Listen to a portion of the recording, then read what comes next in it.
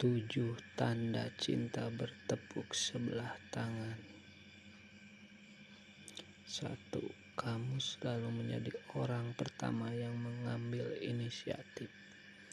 Ketika memulai proses pendekatan, kita orang pertama yang melangkah. Mengingat kamulah yang naksir dia duluan, maka kamulah yang harus memulainya.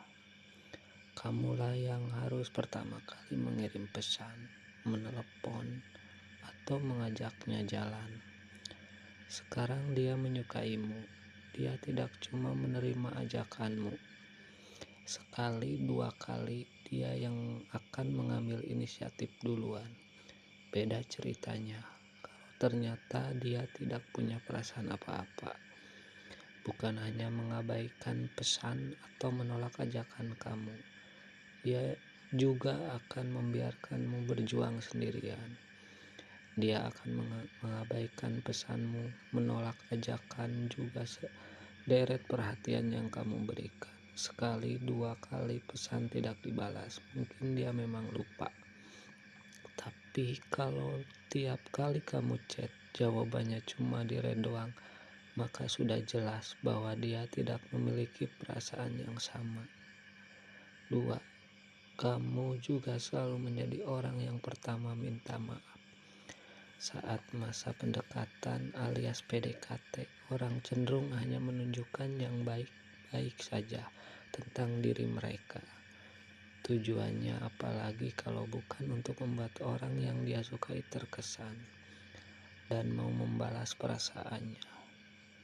Namun sekeras apapun usaha yang dia lakukan, kadang kesalahpahaman tidak bisa dihindari. Ketika itu terjadi, kamulah yang selalu menjadi pihak pertama yang minta maaf. Kalau kamu memang salah sih tidak apa-apa. Tapi kalau setiap kali berantem kamu yang minta maaf, jelas ada sesuatu yang tidak beres di antara kalian. Keengganan dia untuk tidak minta maaf jelas menunjukkan bahwa dia sama sekali tidak peduli dengan hubungan kalian. Jangankan berjuang bersama, dia bahkan tidak peduli jika kamu marah dan akhirnya menjauh. 3. Komunikasi yang buruk. Selain kepercayaan, komunikasi juga menjadi kunci sukses sebuah hubungan. Mengingat selama ini kamulah yang selalu mengambil inisiatif duluan dalam hal apapun. Komunikasi di antara kamu dan dia jelas tidak berjalan dengan baik. Bagaimana akan berjalan baik kalau kamu selalu menjadi pihak yang menghubungi duluan?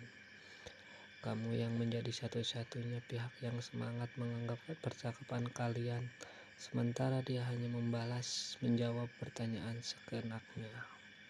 Di awal kamu mungkin tidak akan terlalu menyadari tanda ini, namun lambat laun kamu juga pasti akan menyadari ketika kamu merasa tidak didengar dan dipahami, maka itu artinya kamu harus berhenti mengejarnya. 4. Dia menghindarimu. Orang yang menyukai kamu tidak akan pernah menjauh ketika didekati. Dia akan dengan senang hati membalas pesan kamu, mengangkat telepon, dan menyetujui ajakan makan, nonton, atau hanya sekedar nongkrong di kafe dan teman. Dia juga akan membalas perhatian yang kamu berikan kepadanya. Sikap yang berbeda akan ditunjukkan oleh orang yang tidak memiliki perasaan apapun padamu. Alih-alih senang, mereka akan merasa risih dengan semua perhatian yang kamu berikan. Dia juga akan terus menghindari kamu dengan berbagai alasan, mulai dari alasan yang masuk akal hingga alasan lain konyol yang menyebalkan. Semakin nekat kamu mendekatinya, dia akan semakin menjauhi kamu. 5. Dia lebih memilih teman-temannya ketimbang kamu. Bukan hanya menghindar, dia juga akan lebih memilih teman-temannya ketimbang kamu. Ketika ada satu film baru yang tayang di bioskop misalnya, meski sangat ingin menonton film itu, dia akan bersikeras menolak ajakan kamu, untuk menonton berdua dengan berbagai alasan. Kadang alasan itu tidak masuk akal, tapi ketika teman-temannya yang mengajak, dia dengan mudahnya setuju. Dia selalu terlihat enjoy menikmati waktunya dengan teman-teman, tapi selalu terlihat gelisah dan tidak sabar ketika sedang menghabiskan waktu denganmu. 6. Dia membicarakan orang lain. Sebetulnya tanda yang satu ini agak keterlaluan. Bagaimanapun dengan semua usaha yang kamu lakukan selama ini mendekatinya, bohong kalau dia tidak menyadari perasaan kamu. Tapi jangankan bersimpati, dia justru dengan mudahnya membicarakan orang lain di depan kamu. Tujuannya tentu saja untuk menunjukkan ke kamu bahwa dia tidak punya perasaan apapun. Dan ngomong-ngomong soal keterlaluan, kamu juga sebenarnya agak keterlaluan jika setelah mendengar kisahnya masih saja berpikir kalau kamu punya kesepakatan. Dia jelas-jelas tidak memiliki perasaan apapun, jelas-jelas hatinya untuk orang lain. Bukan bermaksud membuat kamu patah arang atau down, tapi di tahap ini menyerah adalah pilihan terbaik. Lebih baik mundur sebelum kamu menyesal lebih banyak lagi. 7. Dia menolak perasaan kamu. Bisa dibilang menyatakan perasaan menjadi salah satu momen paling menentukan dalam dimulainya sebuah hubungan.